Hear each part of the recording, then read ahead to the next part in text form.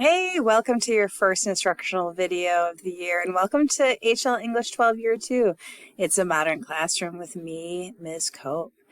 The objective of this lesson is students will be able to define what a modern classroom is and explain how English class will operate this year. I'd like you to have this question in the back of your mind as you're watching this video. Simply, what is a modern classroom? Now, some of you may have had some experience with Modern Classroom in the past, but this is a different class. It might be a bit different because I'm a human and we humans are all different, but then also the nature of the study at hand, English, might lend to a different type of Modern Classroom. So keep that in mind as well. Classroom was designed for this SpongeBob here, who is so bored in class because he's learning for the umpteenth time the same thing that he already knows and can do very well. It's also made for this SpongeBob here, who is so confused. The poor guy can't even open the book, and he doesn't even know how to ask for help. Modern Classroom is designed to alleviate these problems through differentiation. Each student learning what they need to learn at their own pace. Here is a definition of modern classroom, and you'll notice that there are three phrases that are bold-faced: instructional videos, at their own pace, and after showing mastery. Those three phrases correspond to the three pillars of modern classroom, which I would like to introduce you to. Before I do, let me show you the dude who created Modern Classroom. This is Kareem Farah, and he founded this program in 2018, so it's very new, and it's a nonprofit. It's designed by teachers, for teachers and students, and Cooper, the whole district, adopted it and has training for teachers who want to do it. And it's a really exciting change in education, I think. It's finally allowing us to use the technology to leverage really all the technology that we have in the classroom for student learning. You can find out more about it on their website, and it's based on these three pillars: blended instruction, self-paced structure, and mastery-based grading. So let's get a little bit deeper into what those three pillars are. The first one is all about the videos, but then also the fact that I am here in class. And so I, as a in real life person, will be working with you also, not just the videos. And then the self-paced structure is this idea that you are moving at your own pace as long as you are staying on pace. You have enough time to master the skills that you're working on, and I'll help you with whatever particular aspect you need help with, and you can go quickly through the things that you understand really well. The third piece, of course, is the mastery-based grading. And for this one, you have to show mastery before you can move to the next step, in this case, lesson. And we do it in a very particular way. It helps you to get this growth mindset that I'm going to talk about a lot more in this unit, and metacognitive reflection. Do you know this word, metacognitive? Meta meaning self-referential, cognitive having to do with learning, right? So it's really learning about learning, or understanding how you understand. It's like that time when you realized you couldn't write a good essay while playing Destiny 2 at the same time. All right, blended instruction. Let's talk a little bit more about it. Blended instruction, of course, is the videos. You're taking these notes in your packet, so you're understanding how the videos work right now. My goal is 6 to 8 minutes per video. I don't always make it. Just know that I am working on it. With me directly in the classroom anytime. Come hang out with me at my nest. There are seats for you, and I'd love to work with you one-on-one or in small groups. And sometimes I'll call people up to work with me in the nest as well. There are also pods, and sometimes I venture over to the pods and work with you guys there, but you can always be working with each other in those pods. If you feel like being more alone, you can sit in a desk that is more isolated. You do you, but the key is to stay on pace. As soon as you're not on pace, that's when I come in and I do a little bit more this and that, okay? So keep that in mind.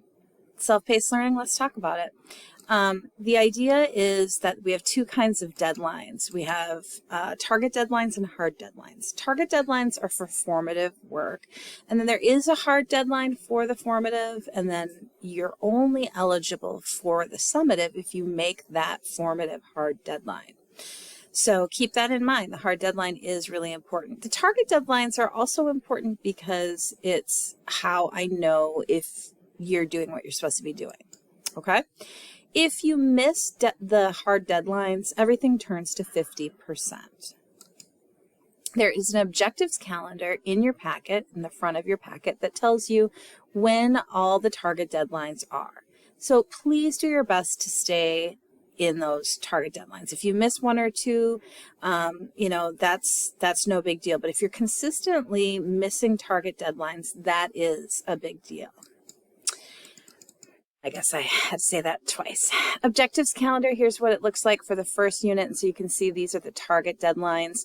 And so you want to make sure that you do this mastery check by this date. Okay, so mastery check 0.1 by 9/8 according to this objectives calendar.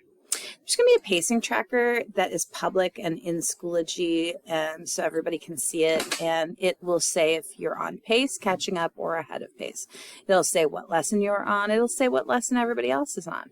That way you can, you know, if you're on lesson 3, you can see who else is on lesson 3, and you can work with them. Organic collaboration is the best way to collaborate anyway. And I do make phone calls home on Friday for folks who are catching up, and especially for folks who've been catching up for a long time, just to let folks know, you know, your son or daughter, your child is a little behind, and this weekend would be a great time for them to get all caught up. Here's what the pacing tracker looks like. It'll have your name, it'll say what lesson you're on, and it'll show if you've mastered, which lessons you've mastered and what the target deadlines are. Mastery-based grading, how do you master a lesson? Well, you are mastering skills that are being taught in the lesson, and once you master them, you move on. In this particular unit, we've got 6 lessons, and so for each lesson, there is a mastery check, and you're only eligible for the summative assessment after showing mastery on all 6 lessons. What do these mastery checks look like? Well, at the end of each lesson, they are little half sheets of paper, usually on paper, to show what you know. They're formative assessments. The protocol is specific, however, because since this is a blended classroom where so much is online, I do want to make sure that you take it independently without any kind of electronics, and you'll be doing that in the mastery check zone in the front of the room. If you pass the mastery check, you move on. I'll get it back to you within 24 hours so you'll know. And if you don't pass, you'll revise, and I'll give you whatever help you need in order to do it. You don't lose any points. The summative assessments are at the end of the unit, and they'll usually be an essay, and they are 80% of your grade. The skills they're assessing for will correlate to the IB criteria, and those we've been working on for quite a long time. Here they are.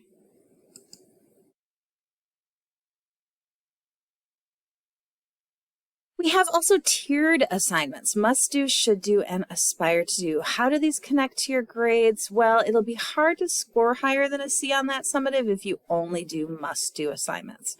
However, you really only have to do must do's. And if you're ever having trouble staying on pace, this is a good thing to remind yourself. You can let go of the should do's and the aspire to do's. If you're having a rough month, then all you can do is the must do's. That's life sometimes. Sometimes we just have to scrape by with that C. The more you do, the better your skills, the higher your grade in the end. Now, I know all of you can write an essay. You wouldn't be in this class if you couldn't. However, I want to help you write a better IB essay, and the skills that we'll be working on in each lesson of each unit will help you to do that. And so instead of just writing that essay right now, let's work on some of those skills. Let's master each skill, and let's write a really good essay the first time around. What's the most important thing in this class? Staying on pace. Write it in huge words in your packet and decorate it. That's the most important thing to know. Welcome to IBHL Year 2. Can't wait to work with you.